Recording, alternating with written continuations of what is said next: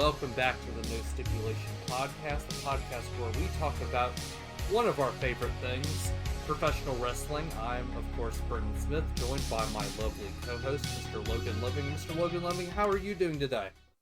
Well, we're past Valentine's Day, which is my least favorite holiday of the year, despite the irony of my name relating to Valentine's Day, but I'm feeling better about it now. I hear that single and strong 23 years, baby.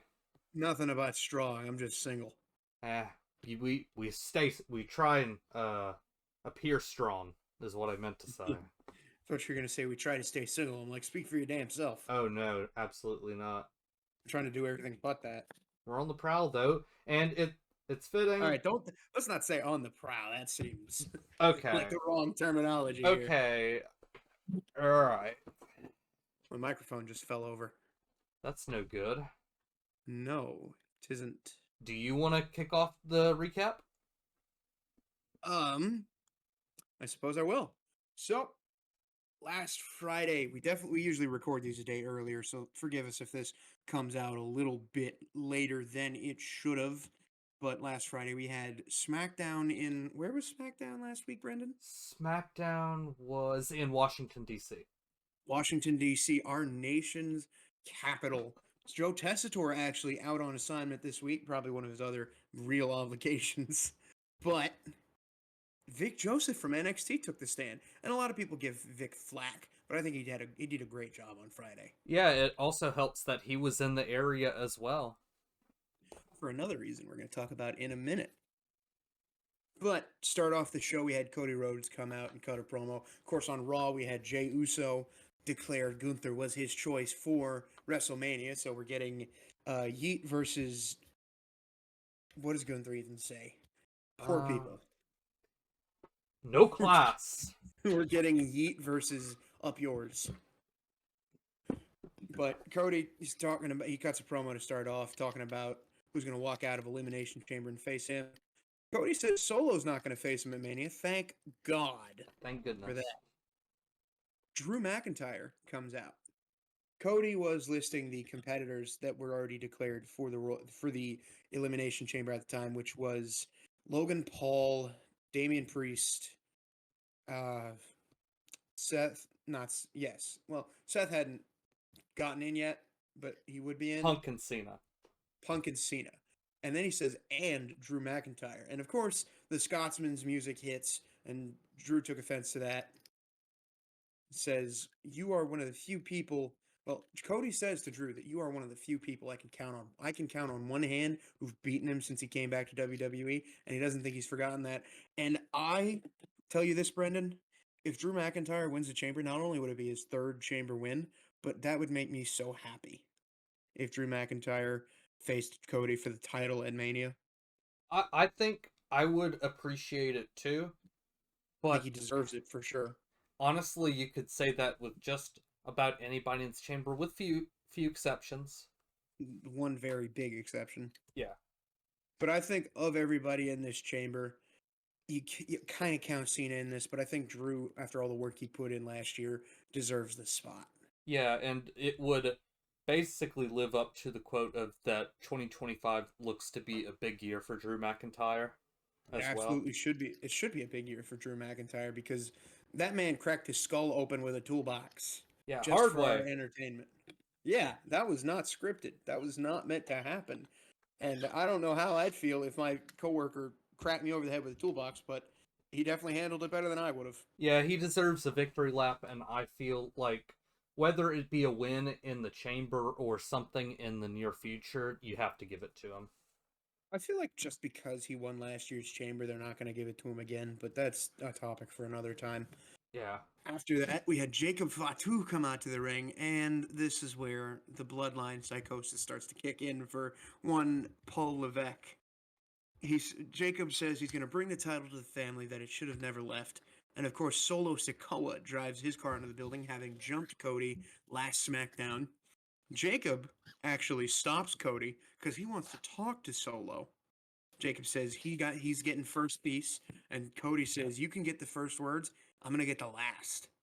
Then we go to commercial. We cut back from commercial. Tama Tonga's looking backstage for where Solo is. Some poor production guy gives him directions doesn't get jumped, but then Jacob attacks the poor sap. All We also right. got Trish And Stratus at ringside. yes, Trish is ringside for tonight, and she's being interviewed by Wade Barrett. He talks about Trish's Royal Rumble appearance and how the Elimination Chamber is 2 weeks away. It'll take place in her hometown of Canada, and if she will make an appearance. Her She said, hometown of Canada? well, I guess it's more of a city, but I mean, Canada is a country, Brendan. oh, I meant to write Toronto in the script. Excuse me. You said Canada. Well, who cares what those maple syrup moose fornicating bastards think? Okay. My favorite wrestlers from Canada. We're not going to disparage their names. Well, you can tell them that they should have tried harder in the Four Nations Classic. Let's not talk about this. Canada deserves respect. Continuing. Trish Stratus. Yes. It will take place in her home city of Toronto, Ontario, Canada. There you go. And that she will make an appearance that night, but she is undecided whether it will be from watching in a suite or in a seat. Yeah, right. Yeah, wink, wink. And then, of course, Bianca and Naomi have an appearance on the show, as they always do as the women's tag team champions. They got matching Valentine's Day gear tonight. And the first match of the night actually was an Elimination Chamber qualifying match between Chelsea Green and Naomi. Now, to this point, both of them have been taking pot shots at each other on social media. Naomi actually wedgied Chelsea week before last, I think. Yeah, And, it was it was crazy. But in the end, Naomi gets the win, and we've got 5 of the 6 women for the chamber, with Liv Morgan, Alexa Bliss, Bayley, Bianca Belair, and Naomi. Yes, we get a recap of what happened 2 weeks ago on Raw when he KO'd pile drove Sami Zayn, and we get a response from Sami on social media. I will try and edit in the original clip and not the broadcast version. I will try and find the clip that was posted from social media and put that right here. And if you didn't already see it, that means we ended up not putting it in or removed it later. Yeah. But carrying on with that, because now we can choose not to talk about that package anymore, we had a match between the Motor City Machine Guns and Los Garza, which the men's tag division on SmackDown, I think, is definitely better than the Raw men's division. Oh, by miles. Because Los Garza, even then, is kind of a lower card tag team, but they're putting on shows. Not to mention that, but they've been getting on TV quite consistently now. Yes, they have, and it's kind of surprising because with Elektra Lopez being gone, they're getting more TV time. Yeah. But they also, there's a Get Up morning show, the news, excuse me. After we came back from the commercial break of the entrances, we saw a clip from ESPN's Get Up morning show, the news that one Michelle McCool is going to be going into this year's WWE Hall of Fame class. And congratulations to Michelle, of course. It's well deserved. She was one of the best divas. Long overdue, honestly. Yeah. Now, who's going to induct her, though? That's the thing. Layla. Yeah, I've seen some people say it could be Taker because, they're married. But I think it's got to be Layla. probably Layla, or at least one of the divas.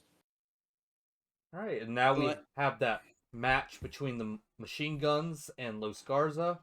That match would be won by the Guns after they hit Skull and Bones, and I don't think that's been kicked out of yet. I don't think it has either. It's been heavily protected since they've arrived to WWE. I'm pretty sure it's been their finisher maybe for the last decade plus. Definitely should be protected if they've been using it that long. Mm-hmm. We get a Damian Priest video package ahead of tonight's triple threat match, and at this point we should know that there's effort by WWE to see things like this as almost being a dead giveaway as to who is going over. I think. Yeah. They kind of make it very clear what's happening here. I think we even see it on this week's episode of Raw, which I'll talk about later. Yeah, that's another thing. But after that package, we find Jacob and Tama Tonga have finally found Solo. Jacob, of course, trying to figure out why Solo left. And Solo after he lost to Ulafala, said he had to take time off to find himself after he let the family down. But he's okay now and he's ready to take over. And the only way to do that is together. And he wants Jacob to win his match tonight and bring the belt home. Which, yeah, fucking right. He's But after gaslighting him. this, he's learned from Roman. After this, Jacob tries to leave, but Solo grabs him by the arms and says, "I love you, Jacob." And then they leave. That Yes. is that first "I hate you" solo is gonna hit like crack. Will it happen on the show that we go to? Maybe, Oh, I maybe sincerely. not. That's Maybe. probably gonna lead to Mania. I don't know, man. It's It gonna. should be coming up soon, right? I don't know. We'll see what happens. God, I hope But it happens at the one that we're going to. That'd be amazing. But yeah, that'd be nice. we now have Shinsuke walking to the ring after weeks of standing backstage menacingly. He's just standing there. Menacingly. Wade says that he has been, quote, disconcertingly quiet as of late. Which, yeah, since Shinsuke has become champion in November, he hasn't really done much, and you can hear that in the frustration from the fans in the form of what chants while Shinsuke's cutting his promo. Which I never like when they do that with people who aren't speaking English. Like, you don't have to say what. Yeah, It's dumb and it's. I don't want to call it xenophobic. It's ignorant more than anything. I would agree. This of course is not Shinsuke's fault. It No, seemed like the right choice putting the belt on him at Survivor Series. However, not knowing what to do after his win is definitely uncreative. I've had some gripes about Shinsuke kind of winning the belt out of nowhere because you had Carmelo Hayes and Andrade going nuts in that 7 match series that culminated with no contest. Yeah. LA Knight winning as a special guest referee in Game 7, but then they had the match at Crown Jewel, was it? Which one is this for? The triple threat between Andrade, Mello, and LA Knight. Yeah, that was at Crown Jewel. Yeah, that LA Knight won, and it's like I get why he won there, but you have these two guys feuding. That feud's kind of gone away since that happened, and neither of them ended up with the belt. Yeah, Carmelo and Andrade have been some of the stars that Triple H just kind of fumbled with as of recently. Chad Gable comes to mind. I don't like using the term fumbled, but it's Well, it's definitely misused as of lately. yeah. It's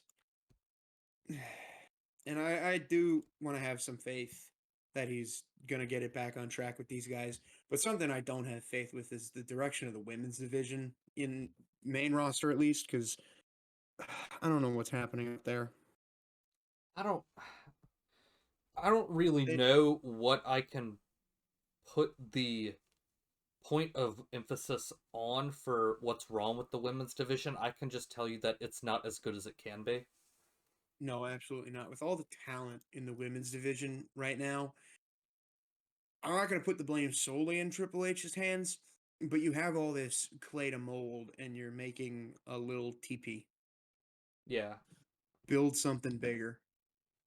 I You have yeah, so much you can do. I point mainly to the handling of the Liv Rhea feud, which could have been the biggest women's feud in the longest time, absolutely. and it ended up becoming centered around Dominic Mysterio. And don't get me wrong, I love Dom. I love Dom as a talent, and I think the moment at SummerSlam was excellently executed. But from there, he should have been like a second part, a background piece to that Yeah. story. At that point in the story, they should be like, yeah, he cheated on me, but you also took my title, and that's something I can never forgive. Right, like screw this guy. Especially after Bash in Berlin when Rhea gave him a riptide. That should have been the end of that thing. Yeah, And then it should have been for getting the title back. And she did get the title back, but it just they could have done it so much better. they really could have, and I know how much they mishandled the storyline because I had somebody from the channel come up to me and say, "Hey, you like wrestling, right?" And I'm like, "Yeah," and they're like, "Oh, I love the Rhea and Liv thing," And and that was really it. Like, they told me that they loved the storyline, and that was it. After that, no Yeesh. more feature encounters with wrestling because of how they handled the storyline. Man, that's disappointing. And then another storyline I point to is the ongoing Jade story Yeah, with Jade Cargill. I don't know what's happening there. We're gonna get into that more as this episode goes on, but I feel like he's lost the plot a little bit. yeah. Shinsuke says he has waited 4 weeks and watched from the shadows for a worthy challenger for his used title, and then LA's music comes out and Wade's loins are tingling. Yeah, Knight says Shinsuke is playing two truths and a lie. So, yeah, yeah, he's been hiding in the shadows. yeah, Yeah, he has been praying for a worthy contender. yeah. And that he was looking for a test. That's where he gets the nana. Nah, nah. Says that That last last statement was a statement. lie. Yes, because the last time that they faced off, he planted his head into the mat for the imminent 3 count, but outside interference from Jacob Fatu and Tamatonga cost him the contest. Dissolve the bloodline. Let the Samoans do their own stuff. They don't all need to be a mafia. Absolutely. Uh, Please. Oh god, and it gets even worse because the Miz's entrance theme plays. And he says, someone's goat might be washed, talking about LA Knight. After a year ago, LA was a flash in the pan, and the universe is basic for eating out of his hands. Yeah, yeah. And he fake cries about the mental health part of last week's SmackDown. Up yours, Miz. But Knight did a great impression of Miz, and he roasts the piss out of him. he did. Now Miz says Cena can call his shot, so can he, and he wants the U.S. title. Things get a little feisty. Nick Aldis comes out, and that match is happening. LA gets the win off the BFT, and it was basically a battle of whose skull is going to get cracked open in kayfabe by their finisher. Yeah, exactly. Goal crushing finale or the BFT. LA gets the win, and then he and Shinsuke are nose to nose. Backstage, we see Candice, Nia, and Alexa Bliss, and we get a little bit of a Uncle Howdy glitch. God help me if they mishandle Alexa Bliss with the Wyatt Six. I'm going to be upset because I saw something back when the Fiend and Randy Orton had a Mania match. Remember when Alexa had the crown of like black goop? Yeah. I saw somewhere that it stole the Fiend's power, and that's why it only took one RKO to put him away. I know WWE had very bad creative with Bray Wyatt. Do you think that we're gonna get like a hologram of like Nikki Cross in the Elimination Chamber, like Oh God. Dean Ambrose and Seth Rollins at Hell in a Cell? Oh, I hope not. I really hope that that doesn't happen. I think that the Wyatt Six needs a little bit more time off before they decide what direction they're going to take that story next. Because they've put themselves in a bit of a hard spot with the we're not really supernatural, but we're also not strong. So what do we do? Because we only go after bad people, Yeah, exactly. and they already dealt with Chad Gable. Then they dealt well. They didn't even deal with the Final Testament because the Final Testament has been dissolved, and now the Wyatt Six on SmackDown with Alexa. So it does make me wonder what direction this is going, and I have faith in Bo Dallas as part of the creative process to get his brother's vision where they need it to be. But we'll see what happens. Yeah. I still have good faith that things will work out with the Wyatt Six, but I hope so. creative definitely needs time off to think about what's next for them. Yeah. There's so much going on in WWE, so I'm not going to fault them for some storylines drying up a little bit, but also get it together. Yeah. R-Truth is in the building where he once Yes, main indeed. evented a PLE with his childhood hero. That He was was all like the way 5 years older. Yeah, that was all the way back in 2011 for Capital Punishment, and tonight he is taking on Carmelo Hayes. Go to commercial. We come back and we got Miz and Andrade. Now Andrade watched Miz's match and he says very cheekily that if Miz wants, he can teach him something. Then Carmelo comes out after that, and Miz says, "Talent like that doesn't," or excuse me, Mello says, "Talent like that doesn't respect guys like us." And now Miz tries to bait Mello into a tag team, and Mello don't Miz, which is like the dumbest name, but it's just Miz. The It goat is works. washed. The goat is washed. My goat is in AEW, so we're dealing with that. Well, Miz ain't my goat, but you know he's certainly some people's goats out there. And he deserves to be. He's a great wrestler. He He's a is. great storyteller. One of the best IC He's champions out there. what is he, an 8-time IC champ? Yeah, something crazy like that. Yeah, that's ridiculous. If I were casting a Mortal Kombat movie, he would be my Johnny Cage. Oh, that is perfect casting right there.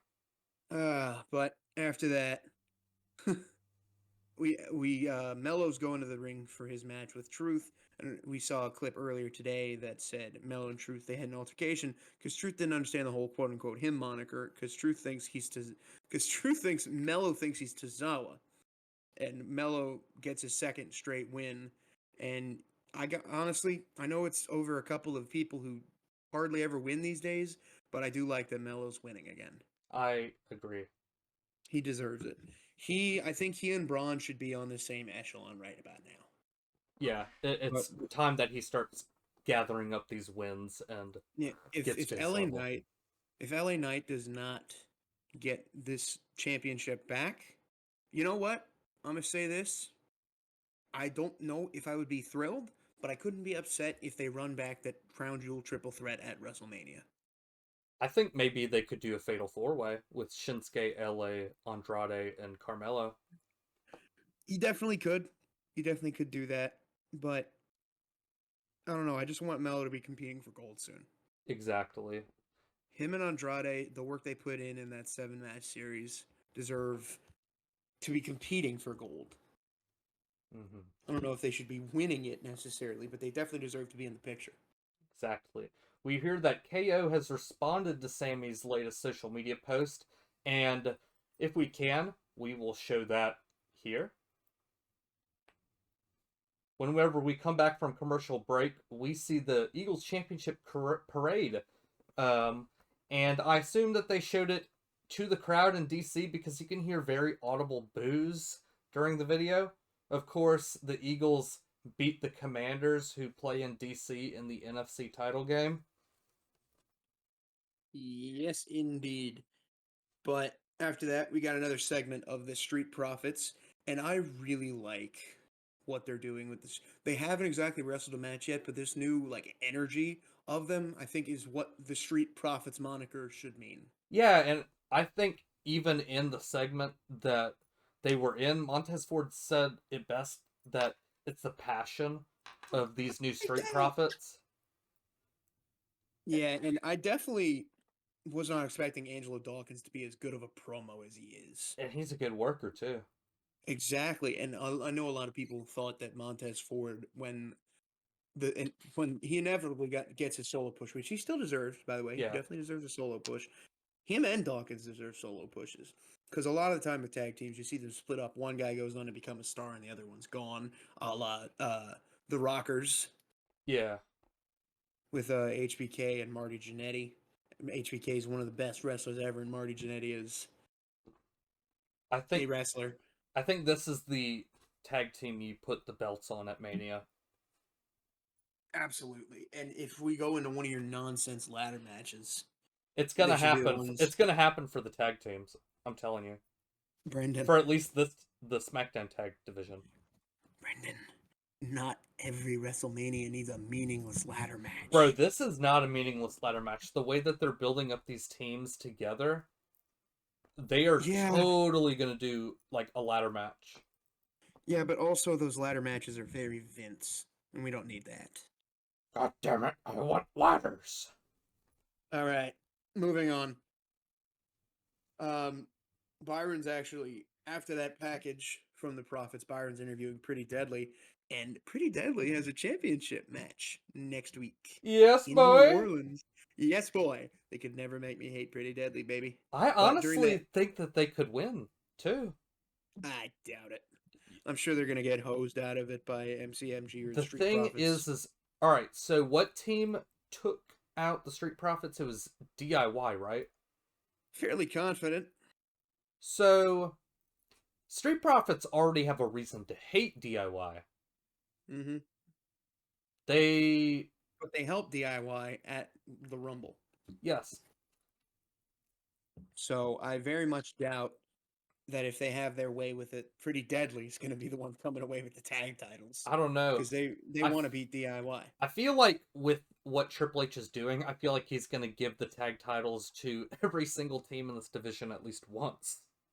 I wouldn't be upset with that. And I think that starts with Pretty Deadly winning winning next week, maybe even. If Pretty Deadly starts the chain, Brendan, I will be happy, but also concerned because I just want to see Pretty Deadly the musical, man. I Um, but yeah, that interview gets broken up by DIY. Gargano says they're not angry, but they're disappointed in Pretty Deadly because they thought they had something special. Now, Kit says Pretty Deadly is standing up for themselves, and I love that. I love that the Yes Boys are making a stand. And Ciampa says to them, whatever happens to them next week is on them. Yep. Charlotte and Tiffy are in the building. Next, we have a championship match between Nia and Tiffy. The Queen is very interested in the outcome of this, as she has yet to declare her champion to face at Mania. In fact, we also have a pretty funny moment where Charlotte is staring at the live monitor, which we will no doubt use for future uses. Yeah,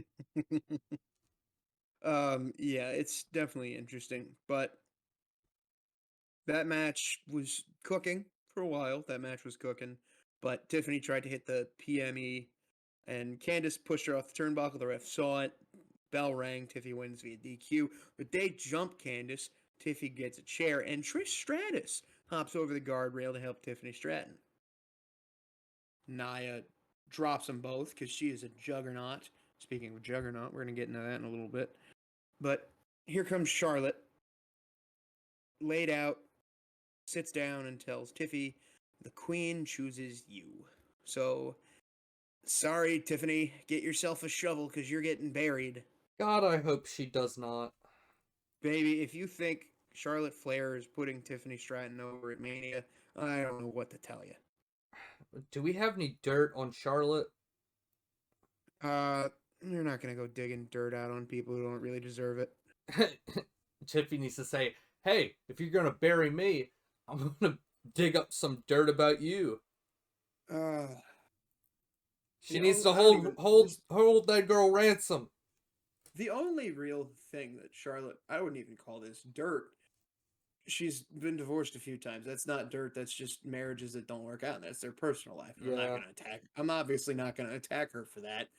But I honestly, I can't think of anything that Ashley Flair has done particularly heinous. But at the same time, they need to just a few. That's not going to work for me, brothers. But at the same time, if she's gonna break her dad's record at the end of her career, they need to slow the fuck down whenever it comes to these title belts. Dude, they should have slowed the hell down when Sasha Banks was still with the company. Those title reigns were like 2 weeks. Or how about whenever she beat Asuka at WrestleMania 34? Don't you get me started on Mania 34. Yeah. Ugh, I don't like that.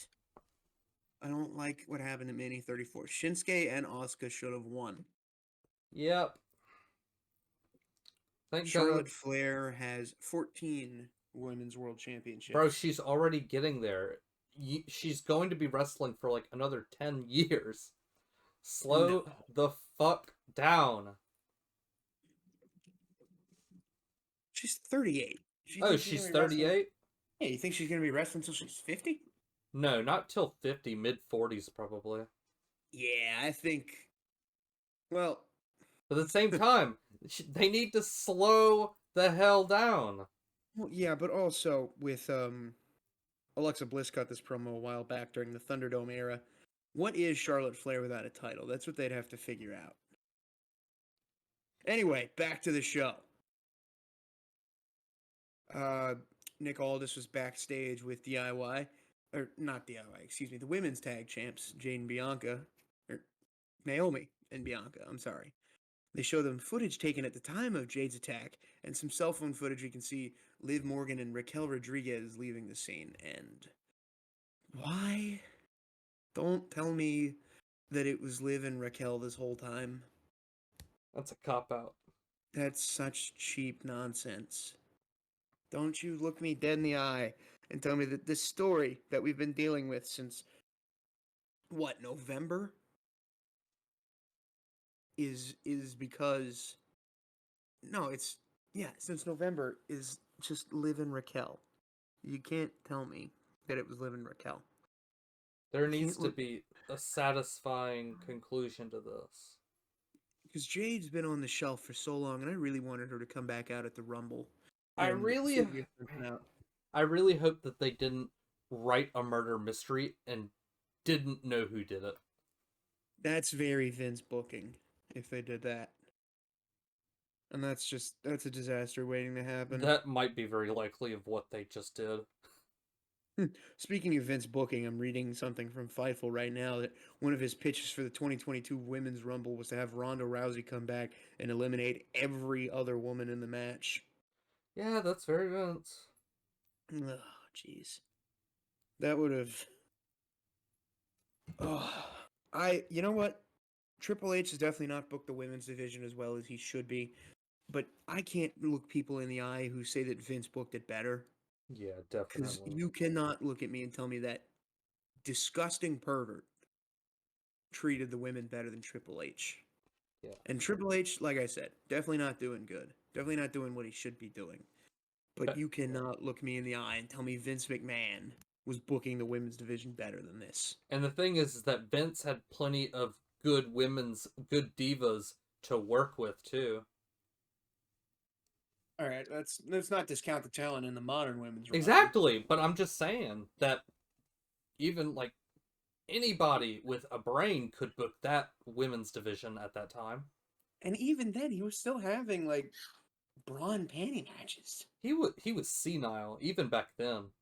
Stick in the head. And somebody said that he was found innocent in something, but that was not that criminal case. That was something else entirely. Oh, that was a separate lawsuit?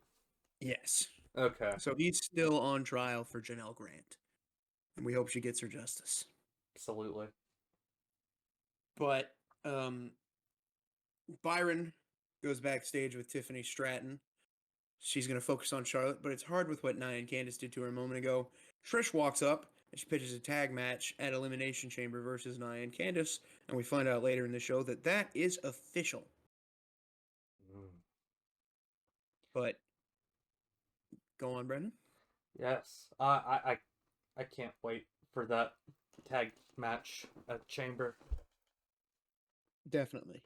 Love Tiff and Trish. Trish. Alright, like us, Jimmy is enjoying the WrestleMania match card playing card graphics, and Drew walks next to him. Drew's bragging and is rubbing his win all in Jimmy's face, saying, hey, it would have been cool to have brother and brother fight for titles at Mania, but that's not going to happen because I won. But, on the bright side, at least you married up, and Jimmy didn't like that, so he super kicked Drew and gave him no yeet, and we will get that match next week. We will get that match next week, and I love it because I love Drew McIntyre. But we get another vignette. Braun gives a promo entrance, his one shot for this match. Excuse me. He cuts a promo on his one shot entrance, and man, he's intense. Braun Strowman, I love him. I wish I could have watched him more when he was in his prime and his knees weren't made of Swiss cheese. But the match starts. And that's the main event of it. Of course, a steel chair gets brought into it because it's a triple threat and it's no DQ. And I've said it before. I don't know if I've said it on this pod, but a triple threat is the purest form of wrestling. Oh, yeah. Love these triple threats. We actually get a moment. Jacob has a steel chair wrapped around his head in the corner like they did to Jimmy back when the bloodline originally fell apart. Braun was looking for his get back for Saturday night's main event, but Solo appears, Samoan spikes Braun, and even things up. Here comes Cody. So Tama as Rhodes held up for Solo to attack him. But get this, Cody ducks out of the way. Solo hits Tama Tonga with a Samoan spike right in the throat. Jacob saw that, and only that. He didn't like that. So Damian Priest pushed Jacob into Solo, sends him over the barricade, hits the South of Heaven on Braun. 1, 2, 3. Damian Priest is in the Elimination Chamber. Yep. And that just leaves one more person to qualify for the match. Yes, indeed. But before that, we're going to look back on February 15th, NXT Vengeance Day. Yes. Brendan's first NXT pay-per-view. And golly, this was a great show. And yes, we're not going to talk about everything that happened with Vengeance Day because it was, I would say, 95% matches for the whole show. Yeah, that's the one thing about pay-per-views is they're way easier for us to cover. Yeah. Because it's just all matches and we see everything we need to do. I will say that I was watching the presentation of it, and you know how they show the stars entering the arena? Yes. Grayson Waller was coming into the arena. He was reading Inner Excellence. So if you don't know, Inner Excellence was the book that AJ Brown was reading on the sidelines of that Eagles game, and whenever the crowd saw that, they booed him to oblivion. And remember, Vengeance Day is in Washington, D.C. Yes. But our first match of the night, Stephanie Vaquer versus Fallon Henley for the NXT Women's North American title. And my God, Stephanie Vaquer is something else. A 619 and a spiral tap in the same match.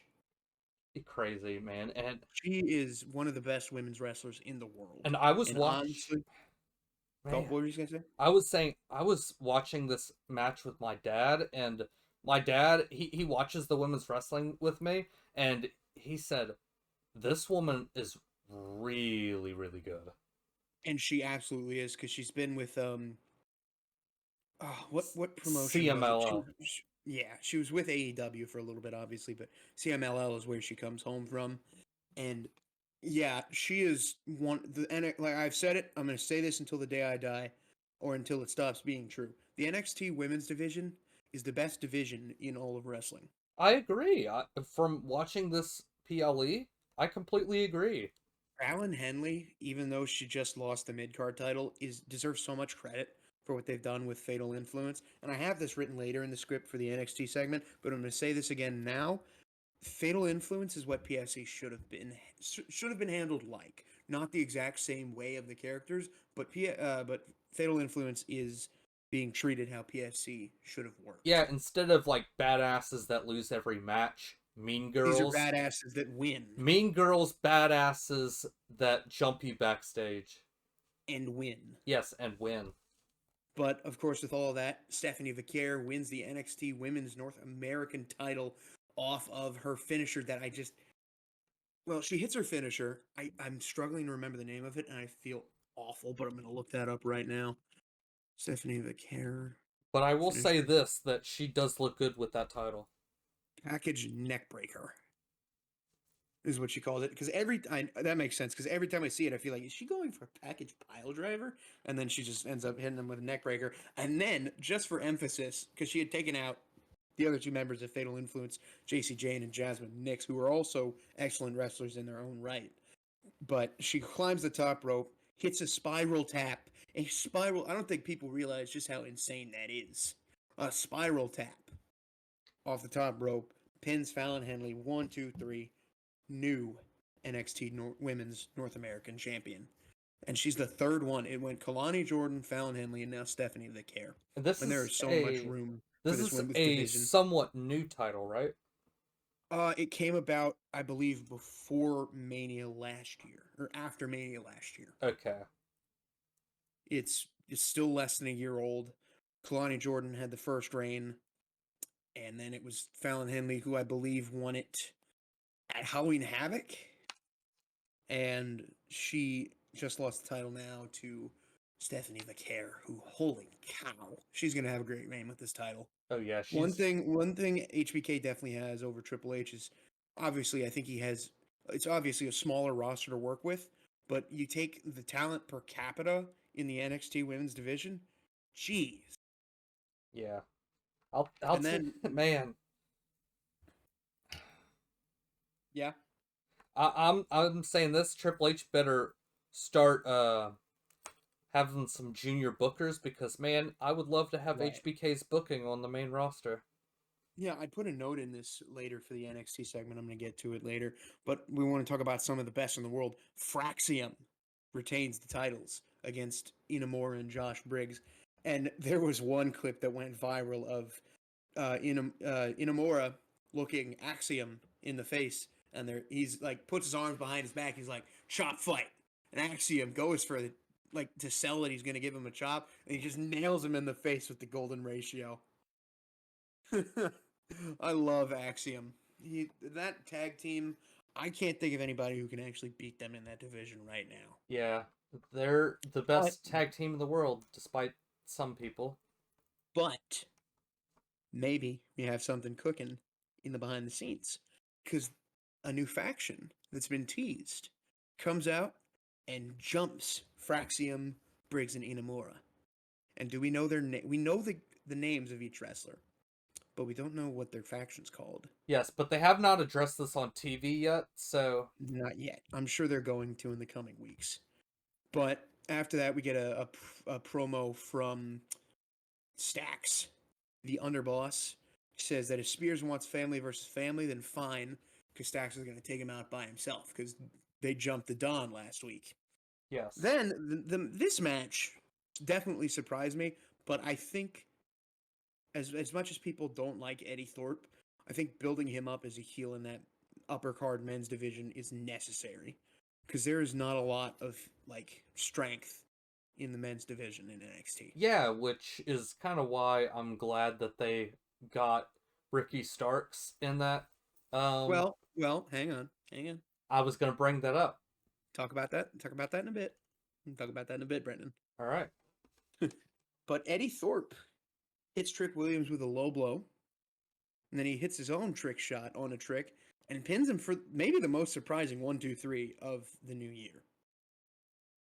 And then, of Yeah. course, we see Oba Femi. My God, I am an Oba feminist, and if he does not get main roster gold within 3 months of being there, I'm gonna find Triple H and I'm gonna fight him.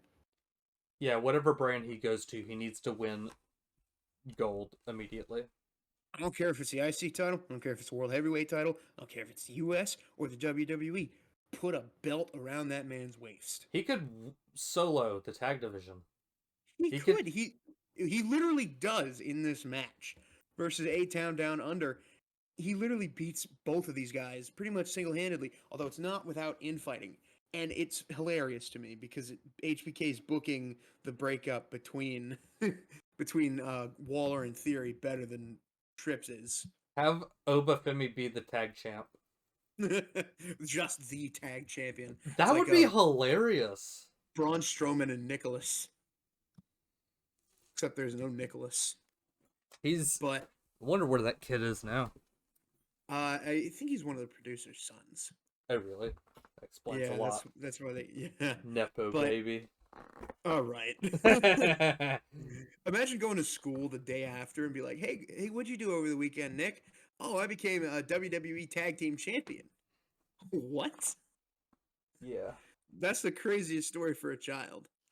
But and then of course this sequence I really loved it because Grayson Waller, Austin Theory hits A-Town down on Oba Femi, goes for the pin to become an NXT champion for the first time. But Grayson Waller pulls the referee out of the ring, and the cracks have been showing for months now between these two. But this I think really ended it because Grayson Waller goes in to hit they get Oba Femi stunned for a little bit. Waller goes to hit his Rolling Thunder-esque finisher, but Oba gets out of the way and he gets Austin Theory with it. And then Grayson's looking down like, oh crap, this is not good. And then Oba gets him, picks him up, fall from grace. God, I love that Nigerian monster. He makes me do what Rusev does in his entrance with that. I'm an Oba feminist, Brendan. I can see why. I'm starting to become an Oba feminist too. I'm starting to sing his theme around the house, Ooh, which is just. Ooh. Whoosh. Yeah, you got to do the walk. That's the big thing. I do the But walk. yeah, but after that match, after Oba retains the NXT title, the mystery faction returns. And that's going to be an interesting angle that they're going to take. A lot of people point out that they're very Shield-esque, showing up, jumping people out of nowhere. And if they try to go for the same, for like the second Shield, I don't think they're going to succeed because you're not going to be able to recreate what they did with the Shield the first time. Yeah.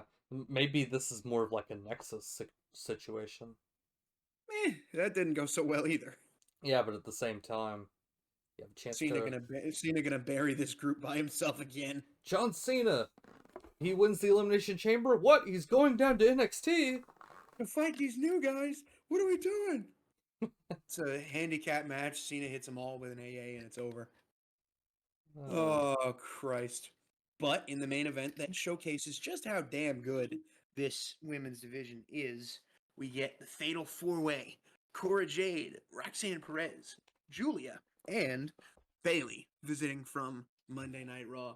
We see Roxanne and Jade go at it a little bit because they both interfere with each other, just like Waller and Theory did. And their friendship has been very, very temperamental as of late. I can speak on that, but my God, I love Julia too. The champions in the women's division in NXT deserve it. Mm-hmm. And if there was ever a time to bring back the NXT women's tag titles, it's now. Exactly. Put them on Metaphor. I don't care. And something interesting happened after the match too. Oh yes, it did, because we heard some alarms ringing. Well, first off, Stephanie Vicaire comes out, and she and Julia both hold up their titles because they were two of the biggest signings in that women's division, along with Zarya.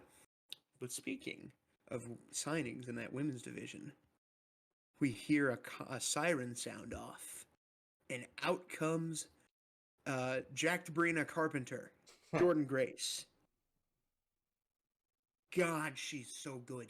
She's in the Royal Rumble. This is her first official appearance as an NXT superstar.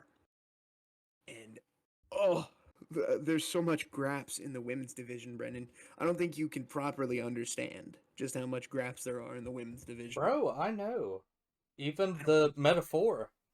Yeah, I don't think I know how many graps there are in the women's division. Holy cow. Take us to Raw before I pass out.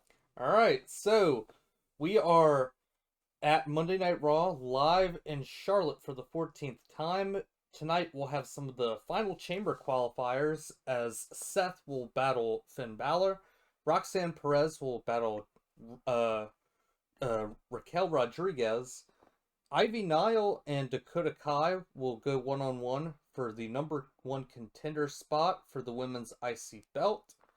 William Byron, who is the back-to-back Daytona 500 winner, he drives AJ to Raw for the start of the show. And then we see a match graphic. AJ Styles will go one-on-one with Dirty Dominic Mysterio. A L'Oreal commercial. Of course, to start off the show, we get a Kevin Owens, Sami Zayn package. And, surprisingly, Sami himself kicks off the show. Now, Sami, we saw him on SmackDown, I think, talking about how his neck was all jacked up. But the crowd's very clearly on Sami's side here because him and Kevin's whole careers have been intertwined. And they've had a lot of arguments, a lot of issues here and there. But this time there's no forgiving and forgetting. And Sami says KO didn't get the job done because Sami's still standing. Sami wants KO at the chamber, but Adam Pearce comes out and says Nick Aldis, the medical staff, and the board of directors refused to authorize it for Sami Zayn's sake, and the WWE cannot sanction this. But Sami really wants it bad. He wants to beat KO senseless. And Adam Pearce says, you got to understand, there's nothing I can do here. There's nothing that WWE can do here. And there's nothing they can do to stop Kevin from killing Sami. But Sami says, there's nothing you can do to stop me from killing him either. But Adam Pearce says, Sami's going to get this match. But it's not official. It's unsanctioned. Holy cow. This is going to be match of the night. I love it. Elimination Chamber's looking so good.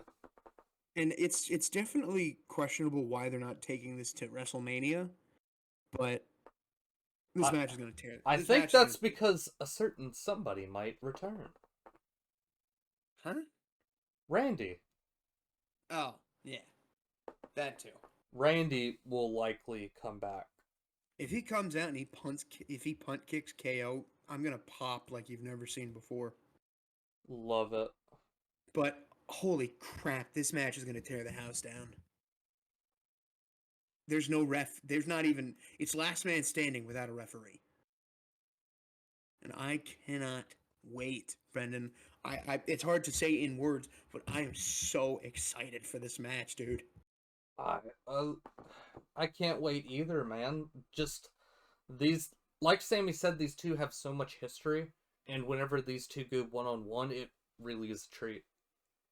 I don't know why on these like clips on social media people keep showing this El Generico guy. You know? I don't know who he is, but El Generico was actually a wrestler who Sammy said, well, I'm not really sure their connection, but El Generico actually went to Mexico to help the orphans. is that who Chad Gable's gonna go get advice from? No. Um, I'm gonna let you in on the joke here.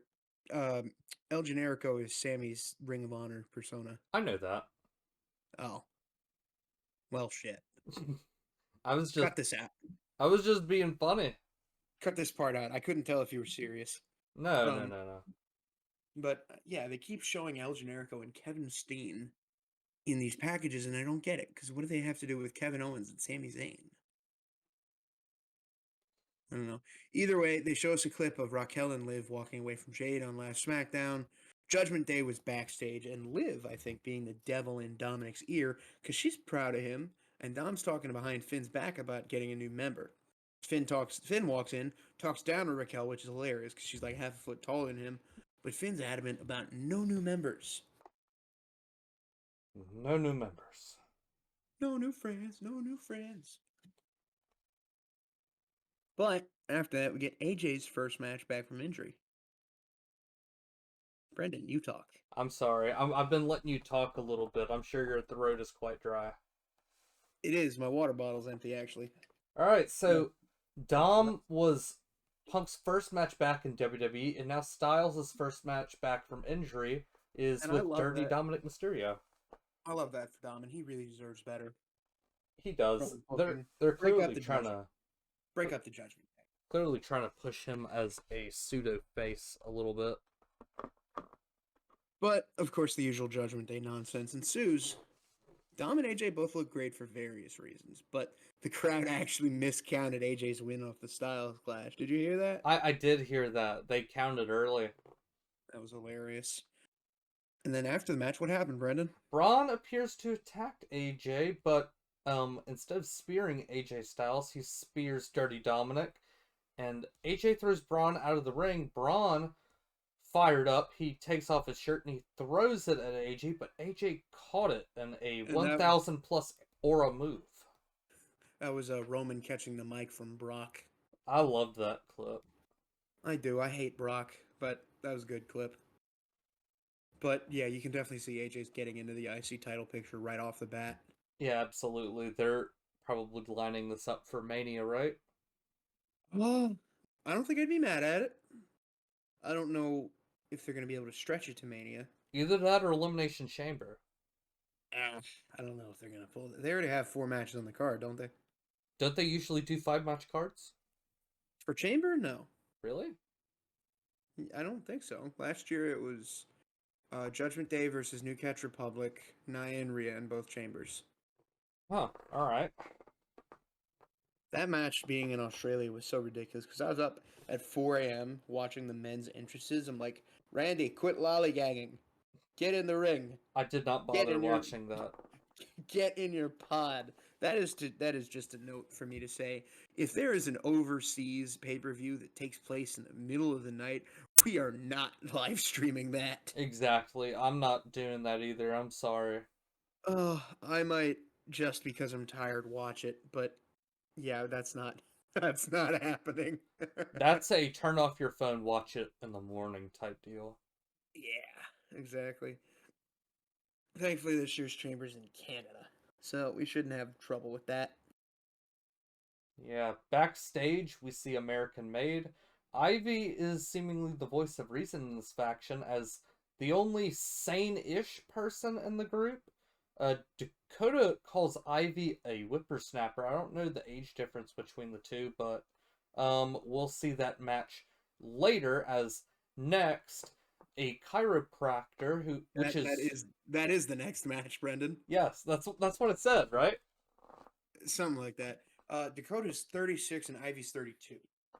All right. Well, that's like But 4 yeah, years. yeah, I don't know. But I wrote this in the notes. Chiropractor is maybe one of my favorite finishes in the WWE. It's such a cool looking thing. Ivy Nile also looked pretty good in this match, and the women's division has a lot of potential, especially in the mid card. Obviously, the top it's top heavy. There's so much talent at the top of this card, but the women's mid card division has so much opportunity, and I think they just need it to be booked well. I agree. But Dakota wins the match. She's the number one contender, and she gets her rematch with Lyra for the women's IC title. We get a package of Jay versus Gunther of last week's altercation, and we see Gunther up in the rafters, or not the rafters, but he's up there with the crowd. He's addressing Jay's choice, and he's seemingly mocking Jay. He doesn't have his entrance theme, and he's eating like a goober. I'm so He's glad you said eating like a goober. That's what I wanted you to say. and he says to the crowd, "Performing for you is like reading Shakespeare to a dog." Pulled that straight from Zack Sabre Jr. Technical matches for Americans is reading Shakespeare to a dog. That's what he said. Oh man. But yeah, in this promo, you can definitely tell he's taking some of the public outcry from the crowd for Jay winning the Royal Rumble because he says he's sick of stepping in the ring with people who can't lace his boots, and that Jay's blood is on this crowd's hands. He actually goes to the commentators to ask for an unbiased answer. He gives, of course, Pat McAfee gets the microphone, and Pat, the dumbass that he is, says he hopes Jay can win. Gunther goes to kill Pat, but Jay comes out and he's held back by the refs, and then the usual chaos ensues on the road to WrestleMania. He should have hurled his shirt at him this segment. I would have hit another kid. Yeah, he probably wouldn't have made it. Oh man. But it's definitely gonna be fun. I think I'm back on the WrestleMania path right now with this. I am too. It's a slow build for me. Yeah, let's see what happens. If I see 20 super kicks in the main event, I might lose my shit, but that's another topic for another day. Yeah, Kathy Kelly is backstage with Liv and Raquel, and the team of Liv and Raquel, they kind of dodged the question about Jade Cargill. They claim to not have attacked her, and I really hope that's not the case. I hope so too. And I really hope that they didn't attack her. after that, we get a match between Pete Dunne and Penta. Penta, of course, having some sick ass red gear, and he still has that really cool pyro. Mm-hmm. Now, Penta was a superstar before he got here, but now in WWE, he feels bigger than he was in AEW. Now, of course, that definitely sounds a little marky, and I think I put it into better words on our Twitter page. Yeah, That got a handful of likes. I said something along the lines of he was obviously a massive star before WWE, and of course I don't mean for this to sound marky, but it's got to feel so good for him to go mainstream in the country he's competing in. Because of course AEW has its moments. He's definitely a very popular wrestler all over the world, but people know WWE more. exactly. His face is on the side of production trucks now. Right, like people. I was one of the people who just found out George Kittle's first down celebration was the Cero Miedo. You just found that out? I didn't know that. Wow. I didn't start watching wrestling until last year, Brendan. I knew that. I don't reach into George Kittle's past that much. Sorry, I do. Okay. But this match between the Luchador and the Bruiserweight, Kaiser comes out middle of the match to watch after Dunn snuffed him last week. The Penta Driver ends the match, needs to be protected, needs to be not kicked out of for at least the next 3 years. And Penta's now 5-0 in WWE. Of course, Kaiser jumps Penta after the match, but Dunn stops him and says, "Hey, get the hell out of here. He's mine." But Penta takes them both out with a tope con hilo. And he's gonna have gold on his waist soon. I can Yeah, feel that. IC title. He should probably be part of an IC title match at Mania. Get Jay backstage. He says he's gonna shock the world at Mania when he proves the doubters wrong and beats Gunther. Alright, whatever. Sure, Jay, do it. I don't know what prompted me to put this in the script, but it just says "fuck Hulk Hogan." Oh, that's because you saw a Real American Beer commercial, didn't you? That would probably do it. Yeah, They I stand by started that. playing his beer commercials on the Netflix broadcast, and I'm just like, why are y'all pushing this? Fuck the Hulk Hogan. Why are y'all really behind this man? Steve Austin has an IPA. Long live Iron Sheik. Long live Sheiky, baby. Sheiky, baby. Then we get a promo from the War Raiders. American made. They missed their shot when they hit the War Raiders with the tag titles, and it's not over. That's for sure. I'm glad for Eric and Ivar after their neck injuries that they have these titles on their shoulders, that they have this chance to compete and do what they love. And no matter how you feel about a wrestler's character or how well they wrestle, you just got to feel good for them after two catastrophic injuries to be able to get back to this point. Oh yeah, it really is awe-inspiring how they've been able to come back and wrestle again. Yeah, especially when you watch. I think it was Chris Van Vliet who did the interview with Ivar on his channel. Chris Van Vliet has this habit of making me really like wrestlers that I didn't like before. Exactly. His interviews always get you to love wrestlers. Who did he do most recently? Road Dogg. Yeah, and it was And he's pumping these things out like hotcakes too. oh dude, it was Kaiser too. Hearing Kaiser talk, like I admired his character work, but seeing Kaiser just talk and be chill, you gotta love him. You gotta love the guy. I love it whenever heels are just chill off Right. camera. Like it's so funny because you can tell they're just playing characters. Like I bet you Gunther's like the coolest guy to hang out with. Dude, I saw him wearing a Brooklyn Nets jersey, like at like a dinner table with like four of his other friends. Yeah, that sounds about right. But yeah, I mean, all these heels who go on Chris Van Vliet, they don't exactly stay in character. They're just like normal dudes talking it out, and I love seeing that out of people. And I feel like that's something people need to understand. You got to be able to separate the character from the actual person. Yeah, exactly. But we had a nice little R&R in this next match. Raquel versus Roxanne. And when I say R&R, I don't mean rest and relaxation. Because, baby, this was anything but. Shucky ducky quack quack. Oh, shucky ducky quack quack. I'm so ashamed of myself that came out of my mouth. Bro, you shouldn't. It's one of the greatest sentences ever uttered from man. Oh my god, I don't really know where that was going. But, Brandon, why don't you walk us through this final women's chamber qualifier? I'm sorry I'm not really speaking up today, but Raquel's size and strength advantage proved to be everything versus Roxanne at the start, but with Roxanne maybe in her first match on the main roster, I would say. She's had a couple. I think she beat Chelsea Green last year. She's been kind of booked like a small child against Raquel, but at the same time, she's smart, she's feisty, and she's fast, much like her early days at NXT.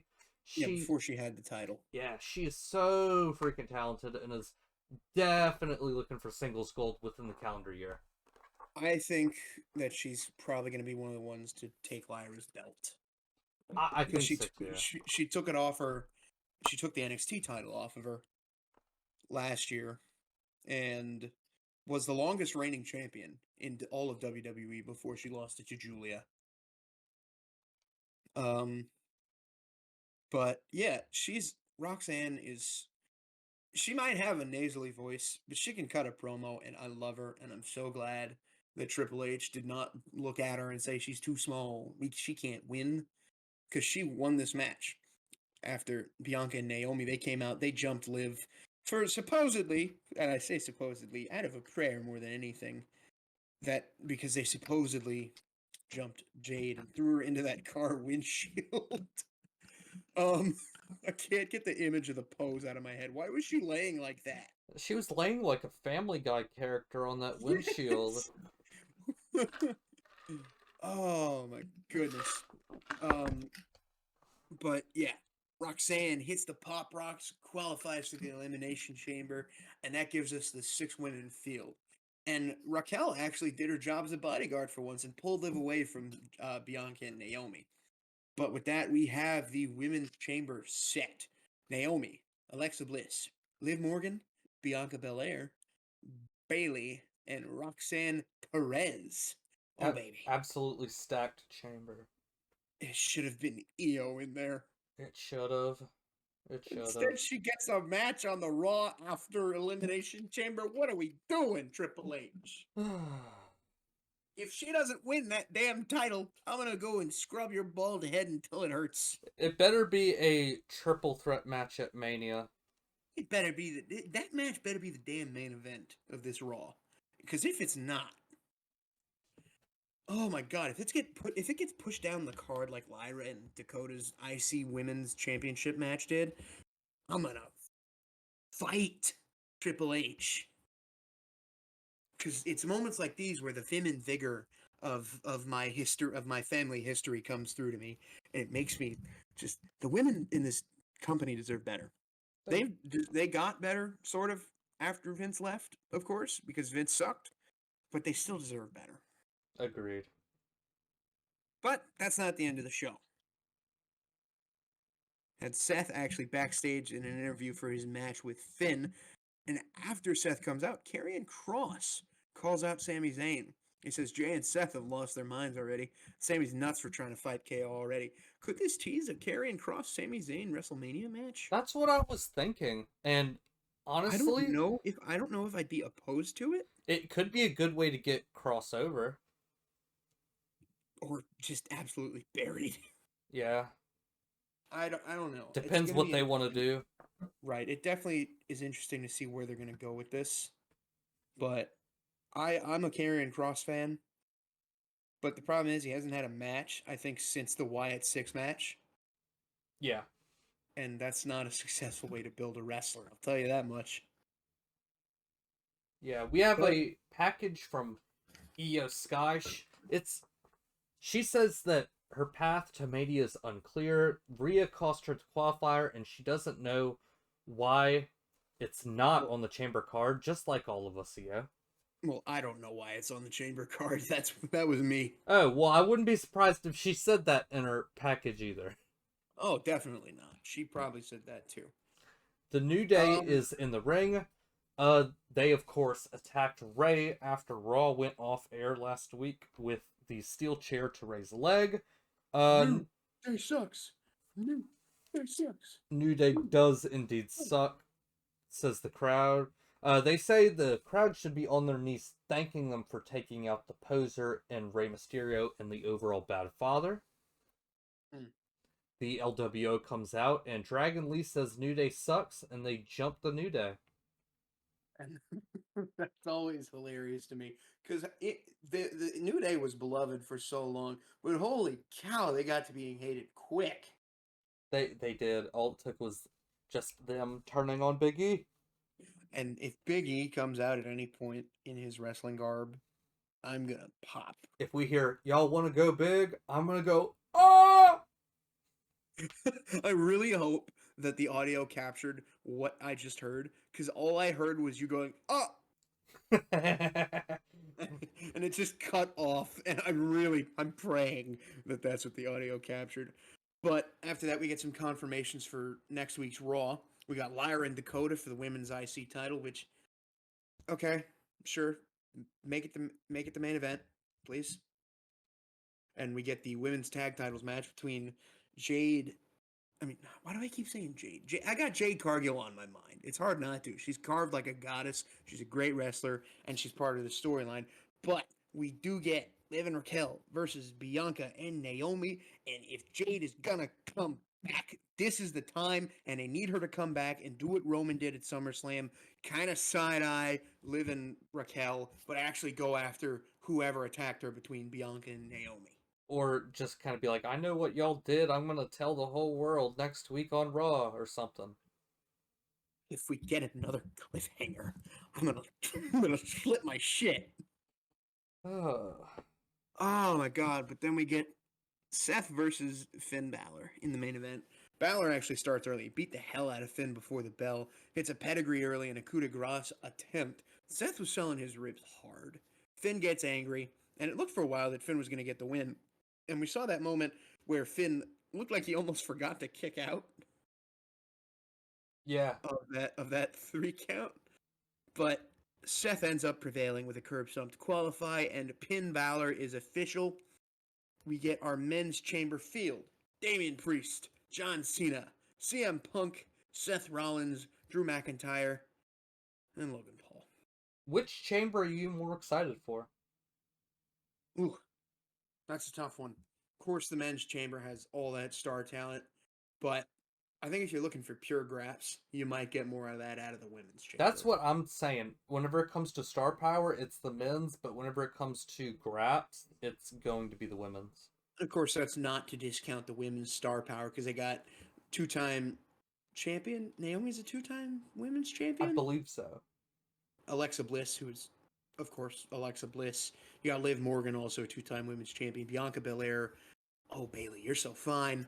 And then Roxanne Perez, who is going to be a women's champion in the future. You got 5 women's champions and a future women's champion. And you know what? Screw it. Give the match, give the win to Roxanne. I don't care. I don't really care. Whatever. I feel like neither Naomi or Bianca are going to win because Jade's going to appear or something. And then the men's field is. I don't know why the IWC's turned on Damian Priest lately. I don't know. I feel like there's this weird pattern of, hey, you got over, and then they're basically established as a star, and the internet wrestling community doesn't want to see them as a star anymore. I think I tweeted this out actually. I said they want to be the only ones in on things. Yeah. So once something becomes mainstream, it's no longer fun. They But they want to say that they like developing stars, but whenever a star's established or has become established, they're like, he's not a not like star. that. He's not a star yet. Right. And honestly, I feel like out of both of these chambers, you can't really pick a definitive winner. Yeah, exactly. Some I people. will say that after the after Damian won his qualifier match, we had a shot of him and Cody looking up at the Mania sign. And I love Damian Priest, but for the love of God, do not give us that match Yeah. along with Jey Uso main eventing. Yeah, we don't want to see that match. Sorry, Trips. I want to see that match, just not for Just not at in the Mania. not in the main event of WrestleMania. Exactly. Well worded. I think out of the men's, it's going to be Cena, Punk, or McIntyre. Agreed. Out of the women's, I could not tell you. I think it might be Liv. It very well could be Liv. It could be Bianca. It could be Alexa. I don't know. But I looking at this field of 6, I could not look you in the eye and tell me I have a particular favorite to win. That's just how stacked this women's chamber is. I'll tell you what I don't want to happen is in the men's chamber, that son of a bitch, Logan Paul, going to WrestleMania and main eventing. No. You know he's That would. likely gonna eliminate somebody like Punk or something. Some Oh, I'm sure. bull. But so Or help me. Cena. We're likely gonna get Cena versus Logan Paul at WrestleMania. So help me, Christ! If Logan Paul goes to WrestleMania and wins the WWE title, I'm giving up. I'm giving up on WWE. I can't do it. I cannot. Yeah. They need like a social media championship for him, even though they have too many belts. Give him the People's Championship. No, he's not the people's champion. The Rock's not coming back. Somebody's got to have that damn thing. Speaking Come, of The Rock, he's shooting a movie with Martin Scorsese, so the final boss is gone, baby. yeah, and I'm done pretending like he's coming back. I've fully lost faith that the final boss is going to be at WrestleMania, Oh, it's not happening. Not a chance. even though I thought Dave Meltzer's report was like, of course he's going to be at Mania. He was actually Why would right you- for once. Yeah. Dave Meltzer actually took a shot in the dark and landed on something. But Next show is the word next without one letter. NXT. Oh, Brendan, this is your second ever NXT. How you feeling about the show so far? I loved it. I loved the show. We'll quickly Good. go over some of the things that happen in NXT, but we're gonna go over the whole show format for y'all. There you go. Hit it. All right, so Oba comes out to start. He scares the producer into saying to cue his music whenever he's walking through. He has a sick backstage tracking shot. Calls out the four guys that jumped him because they didn't finish the job. He's still standing there and waiting for them to come out when all of a sudden TNA X Division champion Moose comes out. Moose says Meat on meat on meat on meat. You want meat on your plate? This is the match for you, my friend. No bread, no water, just meat. Moose says he and Oba is, Moose says he and Oba has to happen. Oba says it will, and they really understated how big of a deal this is to so many people like you. Right. Moose has been trying to, for all you say about him as like a person with his Tessa Blanchard thing going on, Moose is a good wrestler. He's big, he's strong, he's a champion. He's got the biggest title in TNA right now. And him versus Obafemi is a match that a lot of people want to see happen, myself included. Now we go backstage next. Eddie Thorpe comes out talking to Ava about a title shot. Cale Dixon, the man that Ron Breakker killed in his first match on Raw, along with Uriah Connors, they come out, invite Ava to a party. And Eddie doesn't care about them because they're still trying to get Andre Chase to teach him. Eddie calls them both stupid and delusional. And Cale and Uriah both say that Eddie has a match with Andre Chase tonight. That they're setting Eddie onto a match with Andre Chase tonight on his behalf. We have the women's North American title qualifier: Jada Parker versus Kalani Jordan versus Carmen Petrovich. Three very promising women in the best division in wrestling, and Kalani's in-ring work has been so good, but her character work is improving greatly. Ashante the Adonis threw Carmen into the ring while Jada was high-stepping, rolls up Kalani, and becomes the #1 contender. Carmen, on the longest career-winning streak of her career. Fatal Influence comes out and jumps her. Yes, they jump her. Julia and Steph come out to save her skin, but they get beat up via the numbers game, and then wee woo, we hear Jordan Grace, and she comes out to the ring. Is it wee woo? I thought it was just a. It's the siren, but I like going wee woo, just like Jeff Jarrett's old theme. Oh yeah, who can forget Jeff Jarrett? Oh, he won't let us forget him. But Jordan Grace cuts promo. She says it's here to be part of the best women's division in wrestling. Damn right it is. And that gets us set up with a 6-woman tag match. Fatal Influence versus Stephanie Vicaire versus Jordan Grace and Julia. We go to Stacks backstage. He hasn't heard from Tony D'Angelo, but he wants to deal with Spears by himself. Yes, we get the Meta Girls versus Soul and Zarya. It was very fun seeing the powerhouses in Zarya and what's Lash Legend face off. And Brendan, please tell me you saw the Soul Snatcher. I did. It's a great finisher. I told you, dude. Honest to God, I think it's my favorite finisher in NXT. I loved it. It's so good. Something else I noted here is that the booking of NXT reminds me of the Attitude Era. There's way less of it that seems pre-planned, and so much stuff happens on the night of just very fast, like this tag match that was confirmed earlier between Fatal Influence, Steph, and Jordan and Julia. You got any input on that? I would tend to agree. It seems like NXT is a lot more. It almost seems like a high school, right? It does, honestly. Main roster is college and life after. And NXT is high school. Especially that damn parking lot.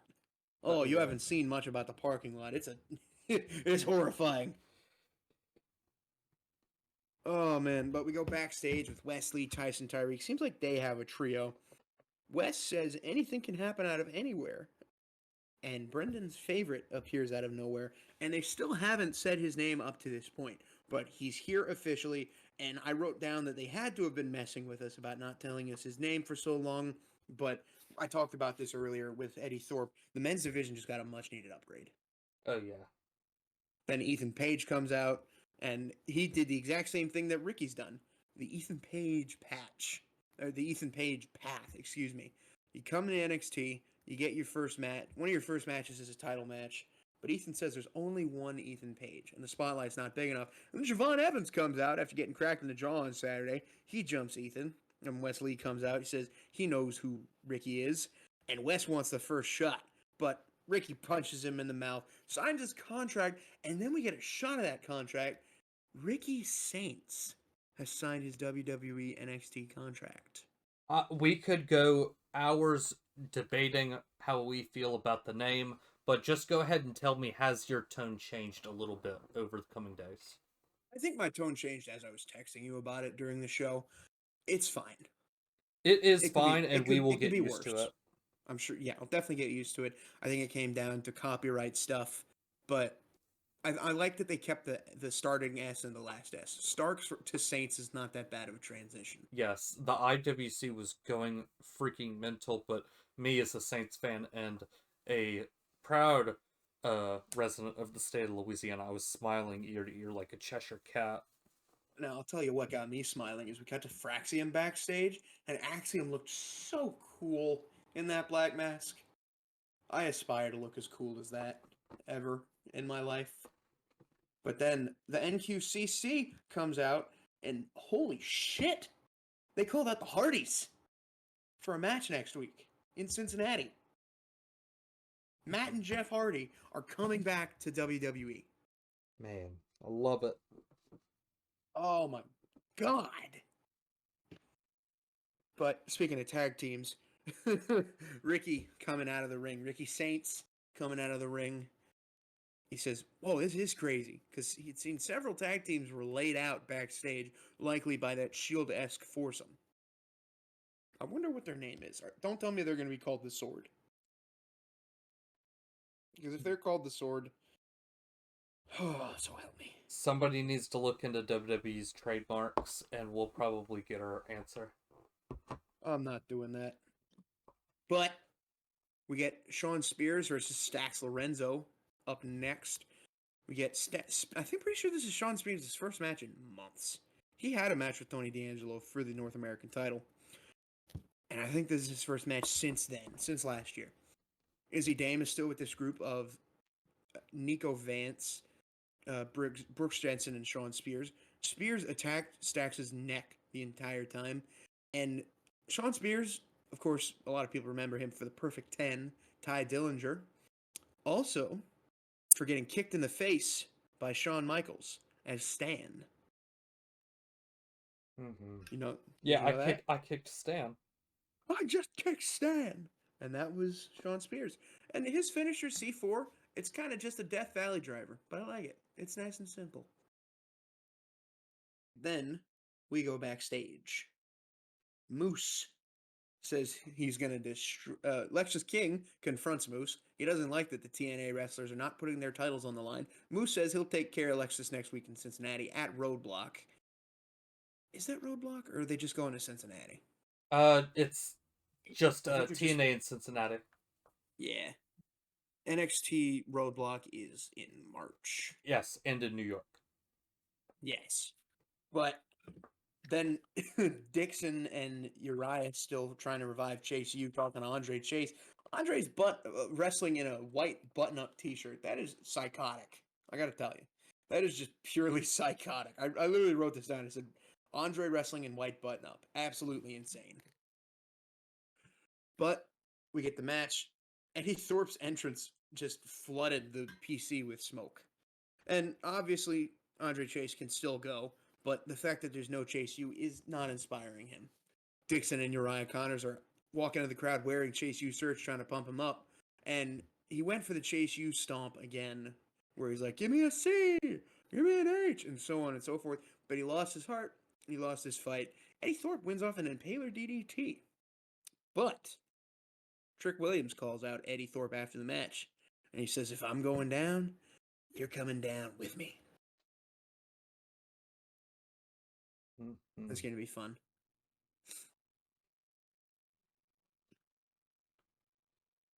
I'm sorry, I was looking at my phone for a second. Where are we right now? You're gonna have to cut that one out in post. We're going backstage again. Yes. Backstage again, Ricky talking to Ava about the chaos. Wes, Ethan, Javon come out and everyone is yelling. We get Ricky and Javon versus Ethan and Wes next week. Then we get a video taken by Matt and Jeff Hardy. They accept the No Quarter Catch Cruise challenge next week, and they tell Fraxium that the Hardys are the go-to tag teams. So maybe, oh my God, could we get the Hardys versus Fraxium? I need that. I need that in my blood. We're gonna get that at some point. I need that match in my blood, and I need it on NXT because I'm not paying to watch TNA. If TNA came to TV, like regular TV, I'd watch it. Yeah. Get off TNA Plus. They need to get a cable deal, which hopefully this partnership will bring up. Yeah, there's a chance. But speaking of partnership, we had this 6-women tag team main event match. Jordan Grace is so strong. She's like 5'0" and she could suplex me. I bet. I am not a light human being. But we got 2 champs and the Juggernaut on one team. That's just unfair. That's ridiculous. And I wrote it down. Fatal Influence is sort of what PFC should have been. I also wrote down this note that Jordan Grace will be competing for gold at Stand and Deliver. Mark my words. Oh, she will. And the Juggernaut driver is the same thing as the Penta driver, really, but it's still sick. Still should be protected.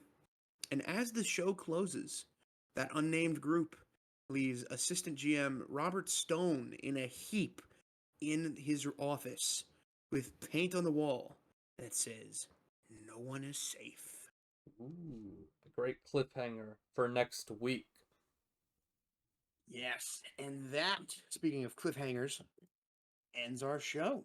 Yes. Our recap of the last week of WWE action. So, with that being said, somebody's touching the fader bar because this show's about to close. I'm Logan. That's Brendan. We'll catch you next time here on No Stipulations. Goodbye, everyone.